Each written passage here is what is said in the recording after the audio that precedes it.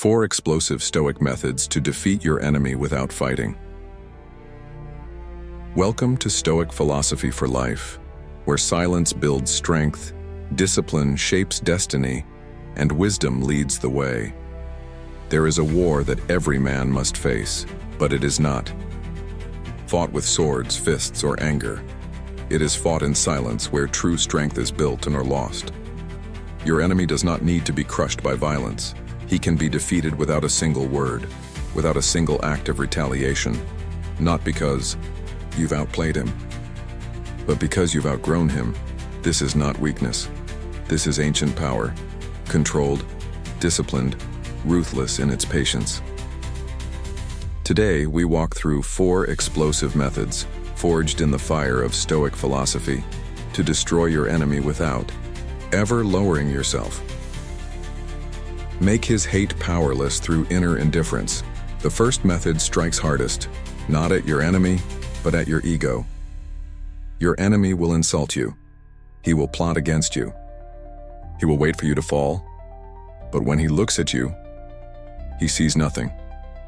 No anger, no reaction, no tremble, no rage, only stillness, only control. And in that cold silence, he begins to rot from within. We do not meet fire with fire. We smother it with the unmovable stone of indifference, not because we are cowards, but because we know the real battlefield is within, and we have already conquered it. Epictetus taught, "It is not things themselves that disturb us, but our judgments about them." The insult only burns if you feed it with your attention. Let it dry up and die in the wind of your composure. Your enemy wants you angry. Don't give him the satisfaction. Give him your silence. And in that silence, he will hear his own defeat echo louder than any shout. Rise so high that his soul chokes on envy. The second method is more ruthless than revenge. Ascend so far above him that he cannot breathe in your dust. Do not waste your strength plotting his downfall. Spend it sharpening your discipline. Forge a life so aligned with virtue, so disciplined, so full of purpose, that his petty schemes become meaningless. Seneca once wrote, "It is the power of the mind to be unconquerable. When you embody this, you need no audience, you need no applause, you walk alone, silent, undeniable. Your enemy watches. He sees you unmoved by distraction, unshaken by hardship. He sees a man beyond reach, and that truth will torment him far deeper than any wound you could inflict. Outgrow him. Let your self-mastery become the cage he can never escape. Let your calmness become the storm that unravels him. Become the man he could never be." The third method is the most brutal, not by harming him, but by becoming a mirror he cannot bear to face. Do not waste your life trying to defeat lesser men. Build yourself so powerfully that they defeat themselves. Become the man of virtue, discipline, and untouchable strength. Build your character into a fortress, walled with reason, crowned with self-control, rooted in silence. No Stoic ever sought the destruction of others. But when you master yourself so thoroughly, those who once tried to harm you will find themselves powerless against your existence. We are not here to crush our enemies.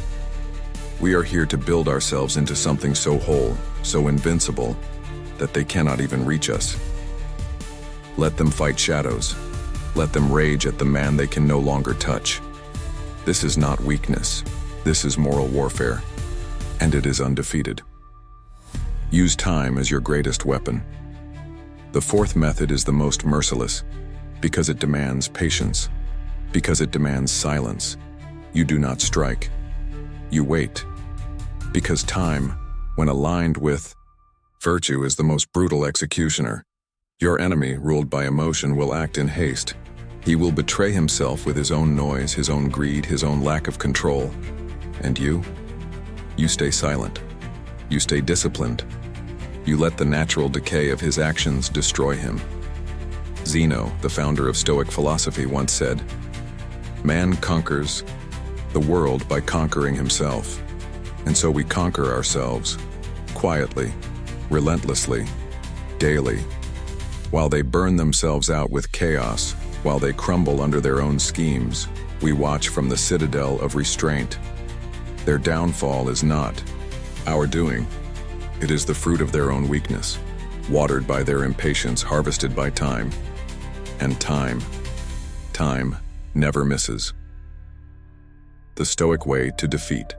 Without fighting, you don't need to scream to be powerful. You don't need to fight to win.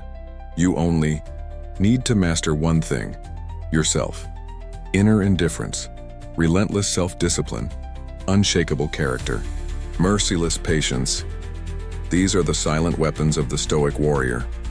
The man who carries these cannot be provoked, cannot be defeated, cannot be touched by the chaos of lesser men. This is the way of Stoic philosophy. This is the path we walk at Stoic Philosophy for Life.